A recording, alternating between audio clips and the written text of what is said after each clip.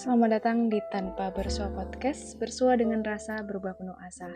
Hai teman-teman semuanya, gimana nih kabarnya teman-teman di rumah? Kabar keluarga juga gimana nih? Semoga kita semua selalu dalam keadaan sehat ya, amin. Dan jangan lupa untuk selalu tetap jaga imun dan selalu bahagia. Karena katanya, kalau bahagia itu imun akan jadi kuat.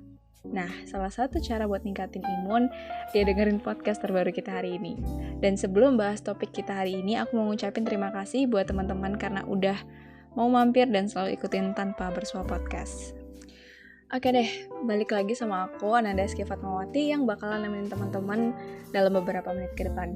Sekaligus informasi buat teman-teman kalau yang kalian dengerin ini adalah Tanpa Bersua Podcast Himaja episode ke-11.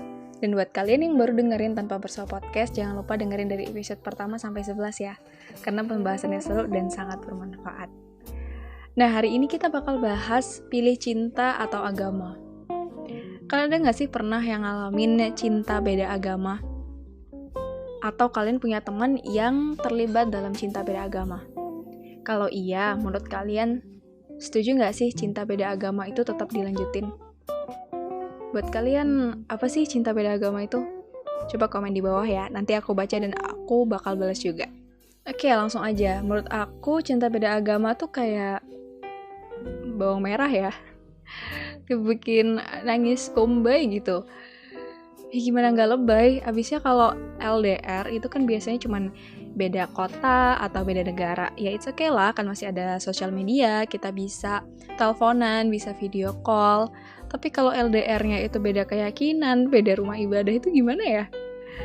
Oke, karena cinta beda agama ini banyak orang yang rela kehilangan cintanya. Tapi nggak banyak juga yang menggadaikan agamanya demi cinta. Nah, kalau ini menurut kalian gimana? Bener atau salah? Coba komen ya. Tapi kalau menurut aku salah ya, karena cinta nggak harus memiliki dan membahagiakan orang yang kita cintai juga nggak harus dengan adanya status hubungan. Dan selain itu juga, ada yang tetap melanjutkan hubungannya walaupun berbeda keyakinan. Kalau ini gimana nih menurut kalian? Kalau nikah tapi dengan beda agama, kira-kira sah nggak ya pernikahannya? Komen ya di bawah. Aku mau tanya, kira-kira kalian tahu nggak sih apa aja yang bakal dialamin kalau kita lagi menjalin hubungan beda agama? Kalau menurut analisaku, analisa, kayak penelitian aja. Oke. Jadi menurut nenek moyang aku, yaitu Google, ada 5 hal yang akan dialami oleh pasangan beda agama. Yang pertama, yaitu sulitnya mendapat restu dari keluarga. Wajar sih, namanya orang tua dan keluarga besar pasti pengennya yang seiman ya. Dan menurut mereka, yang seiman itulah yang terbaik. Dan yang kedua, tekanan dari orang-orang sekitar. Jadi tekanan itu bukan hanya dari orang tua ataupun keluarga, bisa juga dari sahabat, teman-teman, atau bahkan tetangga. Karena mungkin banyak yang punya pikiran terbuka dan mungkin aja nggak mempermasalahkan hal itu dan mungkin akan mendukung. Tapi nggak sedikit juga orang-orang yang bakal berpikir negatif dan meminta putuskan hubungan itu. Yang ketiga yaitu perasaan bersalah. Apakah cinta beda agama itu benar atau salah? Itu tergantung sama pemahaman masing-masing orang. Tapi, kalau orang-orang terdekat merasa itu hal yang salah, pasti bakal ada rasa marah, kecewa, dan sedih yang dilakukan. Dan pada akhirnya, rasa bersalah pasti akan kita rasakan. Dan yang keempat, rindu yang tidak bisa terwujud untuk bersama pasangan. Hubungan itu kan akan terasa nyaman kalau kita bisa ngelakuin banyak hal bareng pasangan. Ya salah satunya yaitu kita ibadah bareng. Tapi kalau beda agama, pasti kita kan gak akan bisa ya ngelakuinnya. Yang bisa dilakuin mungkin ngerayain hari raya bersama setahun sekali. Sekilas kayak masalah kecil gitu.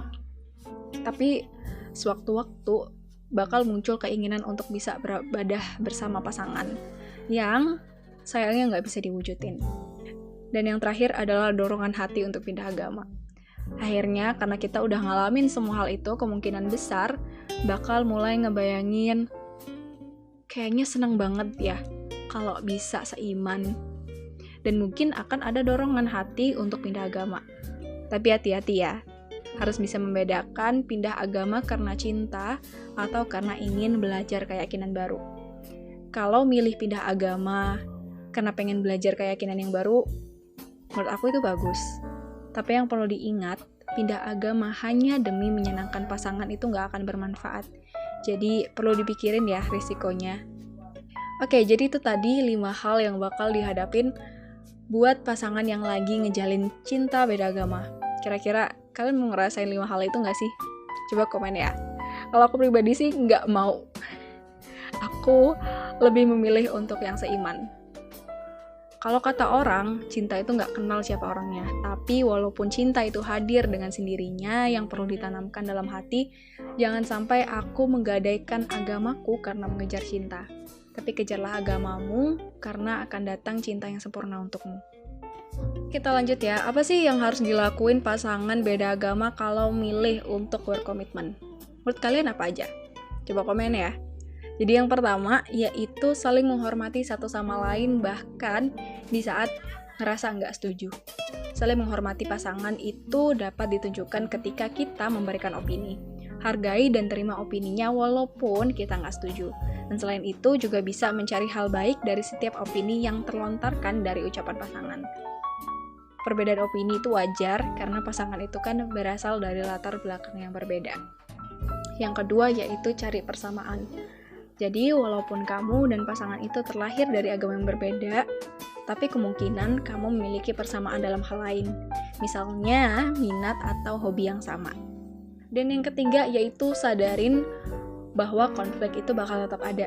Kita perlu sadar bahwa konflik adalah bagian yang gak bisa lepas dari pasangan manapun, termasuk pasangan yang beda secara agama. Kalau terjadi, kalian harus ingat kembali ke awal, apa sih alasan kamu itu milih dia dan tujuan kamu sama dia itu apa. Dan kemudian segala perbedaan dan konflik yang terjadi dalam hubungan ini gak perlu dimasukin ke dalam hati. Perbedaan merupakan hal yang wajar karena pasangan dilahirkan dari latar keluarga yang berbeda. Dan perbedaan ini dapat membuat kalian menjadi saling mengenal satu sama lain dan belajar bagaimana bisa hidup damai dengan segala perbedaan yang dimiliki. Nah, itu dia beberapa hal yang dialamin buat pasangan beda agama dan tips buat pasangan yang menjalin cinta beda agama. Tips itu bisa diterapkan buat yang menjalin cinta seagama juga loh. Kira-kira kalian yang udah punya pasangan gitu nggak nih? Aku harap iya ya. Karena kita kan hidup di negara yang beraneka ragam, agama, suku, dan ras. Jadi sikap toleransi dan saling menghargai harus selalu ada ya. Jadi kalian harus ngenalin hubungan kalian dengan benar. Dan yang harus kalian ingat ketika kalian terjebak dalam pilihan yang sulit, yaitu cinta atau agama, yang harus kalian lakukan adalah berdoa meminta petunjuk Tuhan, mana yang terbaik dan tentunya harus dipikirkan segala risikonya. Jangan sampai karena cinta malah menggadaikan agama ya, karena itu dosa besar dan tentunya mungkin akan dijauhi oleh keluarga, teman, dan masyarakat umum. Oke, segitu aja tips dari aku. Pesanku buat kalian yang terlibat cinta beda agama harus benar-benar dipikirin ya segala sesuatunya. Mulai dari hal yang paling kecil sekalipun. Dan jangan pernah mempermainkan agama hanya karena cinta. Oke, nggak terasa aku udah nemenin kalian selama beberapa menit. Waktunya aku pamit undur diri ya teman-teman. Dan nantikan podcast-podcast berikutnya dan tentunya dengan topik yang berbeda-beda dan seru pastinya. See you semua, semoga kita ketemu lagi di Tanpa Bersua podcast berikutnya. Bersua dengan rasa, berubah penuh asa. Thank you!